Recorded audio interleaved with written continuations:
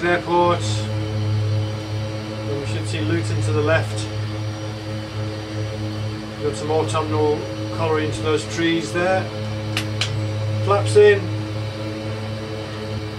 We're just going to point vaguely south for the immediate departure.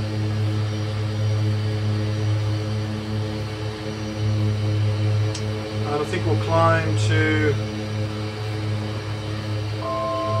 about 5,000 feet.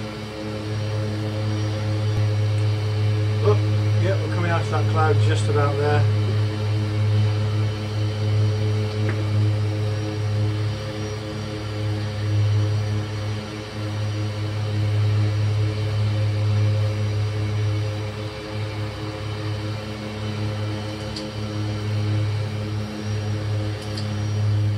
That should be St Albans below us to the right.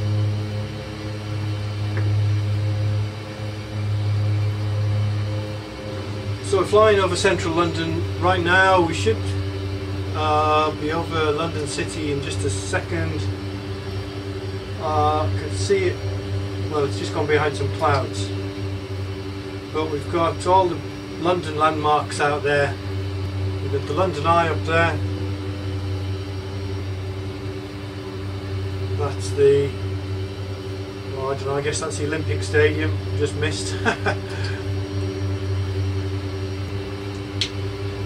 Echo Golf Lima Charlie Airport information Lima 0920 Zulu weather wind 268 at 24 gusting 235 visibility 10 sky condition ceiling 2800 broken temperature 16 dew point 8 QNH 1013 flies on initial contact you have information Lima Echo Golf Lima Charlie Airport in. So we just made our first turn. It's going, don't forget, on the flight plan in the GPS. So we're turning over London City. We're heading now directly to Strasbourg. So we're going to be flying over Kent, exiting the UK at about Folkestone.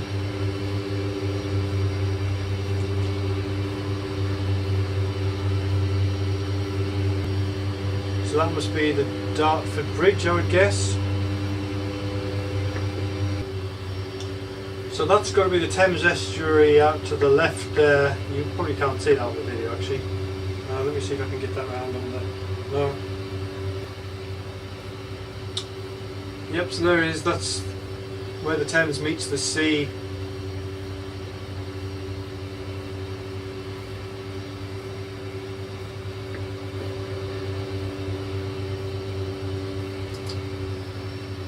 Whoops. So what we're going to do, just as we head out towards the coast, I'm going to experiment with the navigation instruments. Obviously we're flying at the moment fairly automatically on the flight plan that's set up in the GPS. It's not set up in this GPS, it's set up in the FSX default GPS.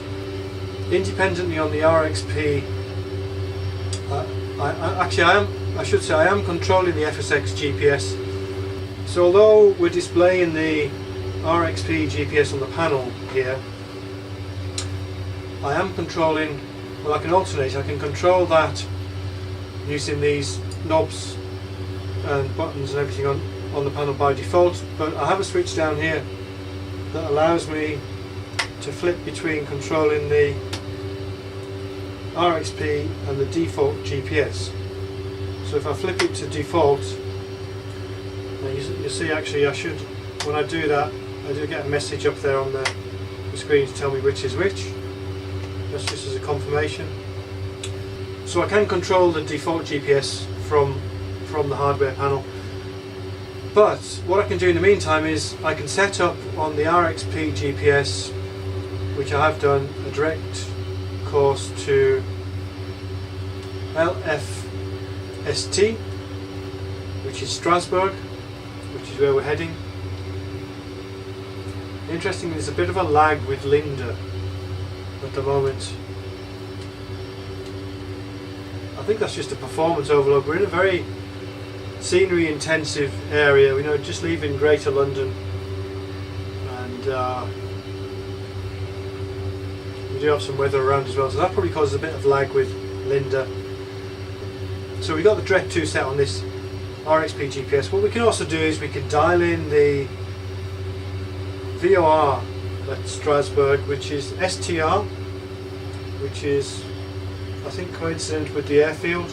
Frequency is 115.6. If I dial that in on, let's dial it in on nav2 just because it's probably easy to see from the video. 115.6. Oops, that's not nav2. nav2's up here. So we'll go 115.6. If you watch that instrument, when I switch it in, we've got an indication. Now I think that means we can pick up the VR from here. Actually, I'm not sure about that because it's an awful long way away. It's 300 miles away, so I'm not convinced we are picking that up. I can try and ident it. The ident doesn't give me the ident, which is great. Thank you very much, FS Widgets.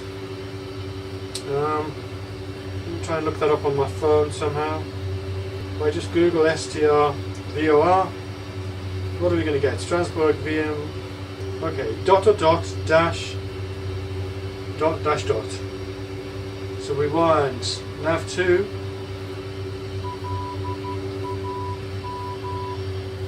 Let's hear that again. I didn't quite get that.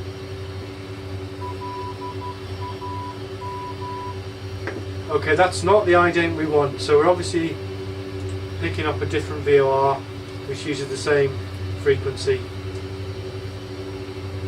That's why it's important to ident your nav aids. So when we get closer to the destination, we should be able to ident that VOR. And then we can navigate towards it just using that as a cross check with the track or the desired track that we see on the GPS and with what the aircraft is flying on the other GPS. So this is Folkestone. That's probably what the M3 down there is. Does the M3 go to Folkestone? I don't know. And probably a ferry terminal down there. Should have Dover just off to the left. Can't see that. Oh, not from that seat you can't. Dover. Actually, that's probably Dover right there in the foreground. Yeah, so there's a ferry terminal there as well, and some white cliffs.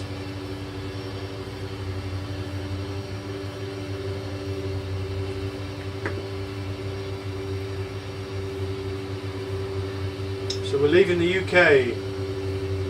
That cloud is annoyingly close to the altitude we're flying at. So continuing, we're pretty much just tracking down the border between France and Belgium here. Here's an interesting thing that I've noticed. I'm just zooming in on. This is the virtual cockpit. This is the GNS 530 in the Twin Otter Extended Virtual Cockpit. You can see we're navigating according to that flight plan. I'll just show you, that's the flight plan we've got at the moment. So we're at Luton to London City to Strasbourg, Strasbourg to EDMO, which is one of the Munich airports. And you can see we're on the magenta line, so we're following the flight plan. Now this flight plan was generated in Quick Plan from FS Widgets.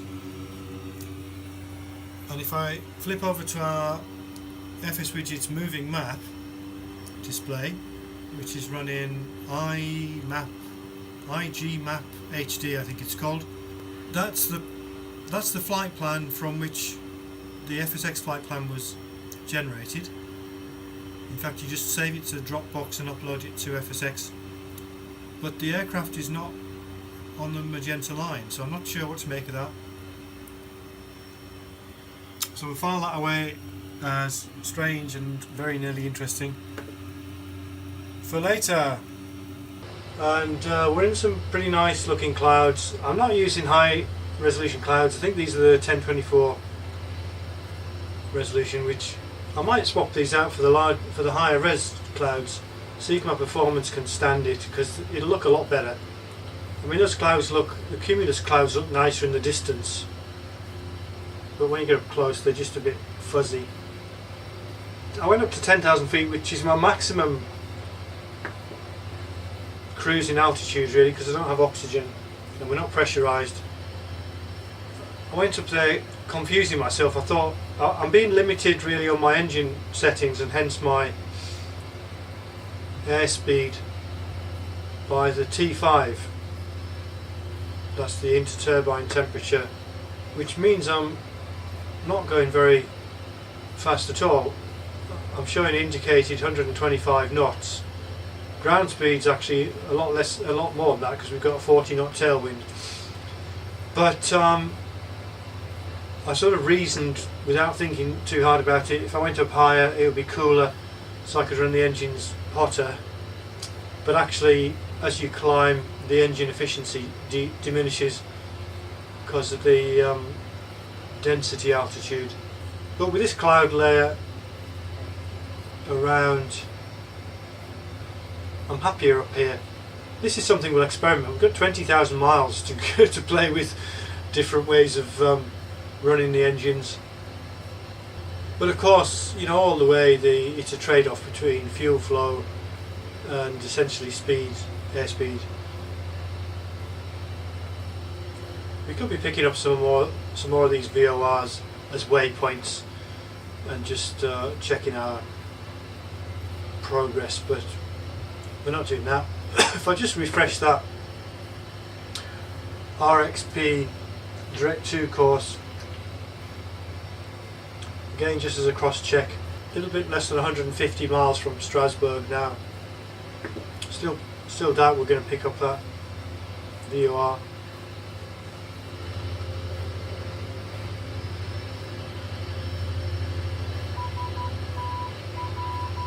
Ah, we have picked it up actually. So that's the Strasbourg VOR identified. So if we dial in, if we centre up that nav2, whoops, with a 2 indication. Overshot it there.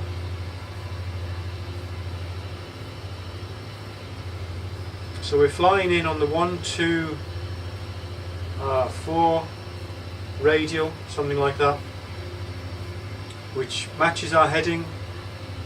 Our heading is 130, but we're doing a slight wind correction to the right of our desired track because we've got a crosswind from the right. I know we've got a crosswind from the right because one of the things I like about the RXP GPS is you can read it out off the display. It's calculating the crosswind. Presumably it's doing some comparison of the ground speed and the airspeed, or something clever like that. But that's very handy to have. Well, that's an outer marker that's going off there, but again we're just we can tell we shouldn't have that on the comms panel, speaker panel. So I'm just going over a city down there in front of us. We've got some nice bumpy terrain down there. Don't forget this is FTX Global. We're going to be taking a keen interest in this. FTX Global with the Open Land Class Europe add-on. So this should be, well, there's an airfield, there's an airport just below us. I can just see out the window there. That airport, I should be able to determine what it is in a number of ways. Look at LFQV, Charleville, Messier. Where? Whatever that means, should be on the Reality XP as well as if I look at the nearest LFQV. That's, yeah, Concur. So we're still over this pesky cloud base, and we're not too far from Strasbourg, which is our turn towards Munich. We're 27 miles away, about 10 minutes. The one thing that's concerning me at the minute, I've got a function on here on a button to monitor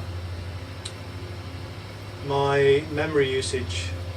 We're down to 545 megabytes, and that's a concern because that means we're perilously close to the limit and we're flirting with the possibility of an out of memory. But we can't do much about that. We can wind things down in FSX, but it's a fact of life.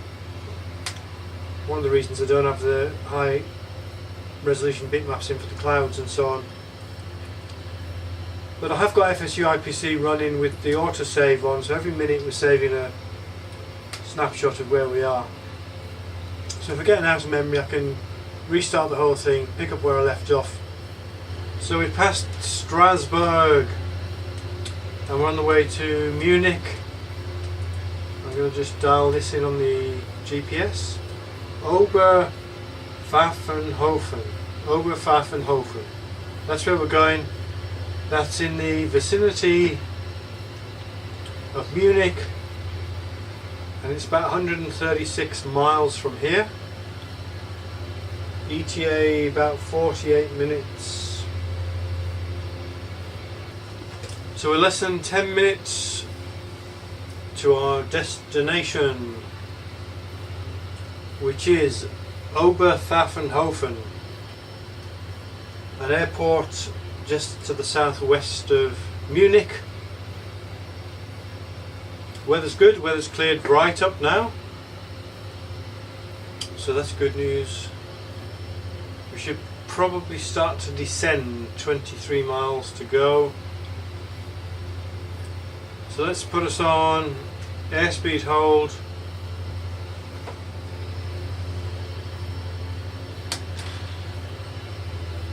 Then come off the power. Reset props will do.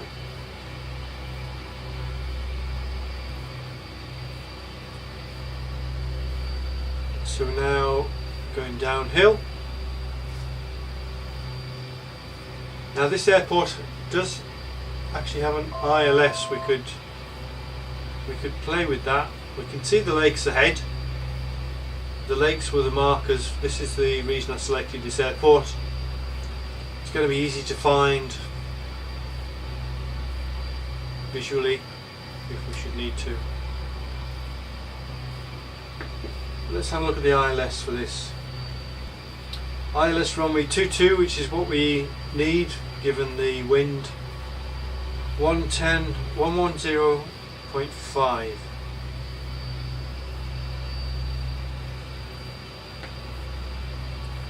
Let's dial that in.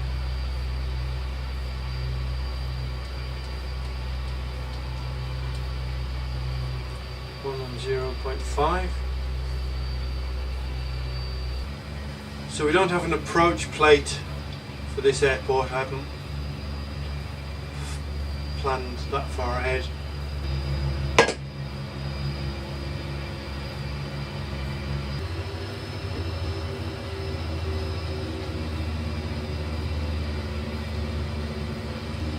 And I think we'll come off autopilot about now.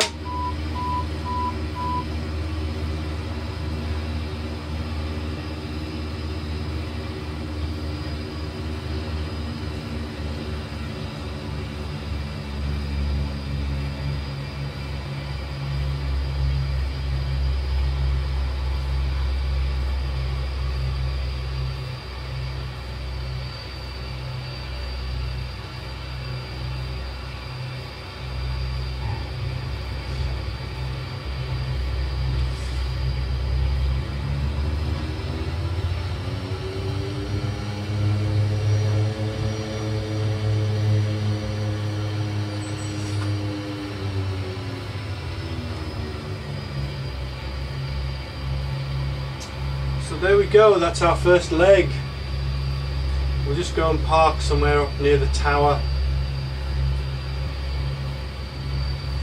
Not traffic around here.